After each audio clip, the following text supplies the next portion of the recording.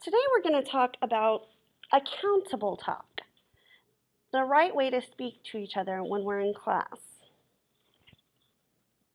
Now, accountable talk is important because who you speak to often changes the way that you speak. Think about when you are talking to your brothers and sisters, or your friends, your parents, your teachers, your principal, a member of the clergy, a pastor, a priest, a reverend, a judge in a courtroom, your supervisor at work. Super important one there because accountable talk is what I like to call money talk, and money talk is important.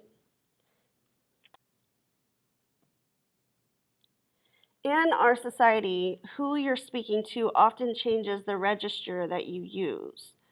Now, when we say register, that's just a fancy way of saying how you're speaking to that person.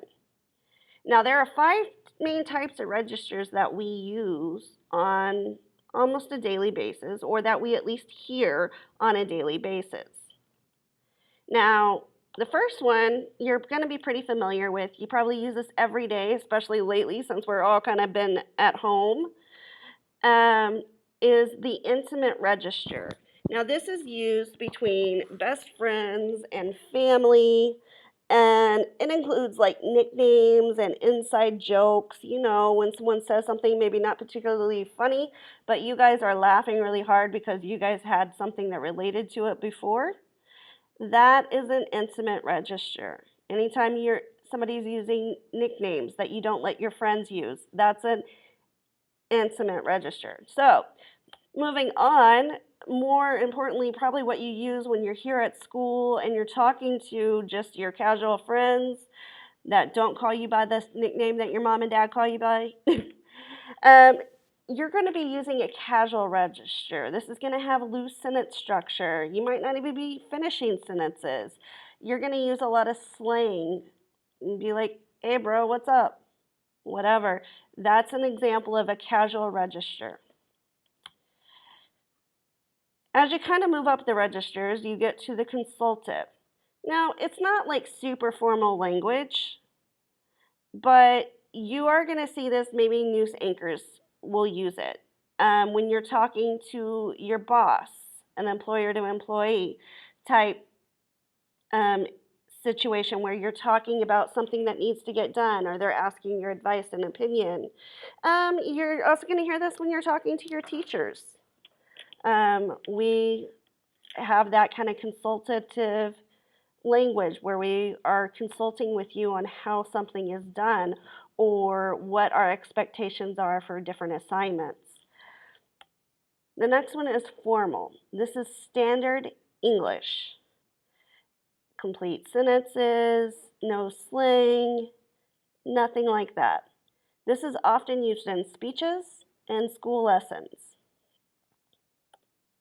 And last but not least, we don't use it very often, but we normally hear it. And this is frozen language, language that never changes. An example would be maybe a well-known prayer, the Miranda rights, wedding vows, stuff like that. Miranda rights you would have heard if you ever watched like Law and Order. A well-known prayer, maybe the Lord's Prayer, and wedding vows are pretty self-explanatory, I guess. Now, when you and I are speaking to each other, or you and any of your teachers are speaking to each other, you're going to have this less type of formal language. You're not going to be like, hey, bro, what's up? But you're also not going to be like, please pass the round spherical object this way, Mrs. Lambies. No, you're going to use less formal language. So you and I might be talking to each other, but we're just talking in normal everyday language. And that's what I like to call consultative language. That's normal everyday language. Well,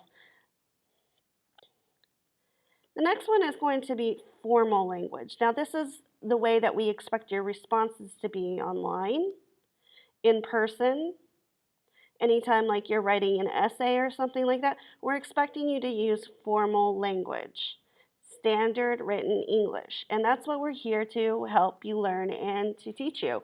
But when you're responding to each other in comments and debates online, we're expecting you guys to use that formal language. Now, there are correct ways to have academic conversations. A lot of people are very big on respect. I want to feel like I'm respected. You want to feel like you're respected. And so, in order to do that, we have specific things that we can say to show respect, even when we're agreeing or disagreeing with somebody, asking them to clarify it, confirming or adding to what someone says. You can even say you're confused in a respectful way, and you can add to the whole conversation. Maybe you have some information that wasn't shared by a person. You can add to the whole conversation. Now let's talk about ways to agree with somebody academically. You can say, I agree with Tommy because I also saw that written in the story. I like what Rebecca said because I also feel the same way. You can disagree with somebody academically. You can say, I disagree with Tommy because I did not see that written in the story anywhere. You could say, I'm not sure that I agree with what Rebecca said because I didn't understand that as part of the message of the story.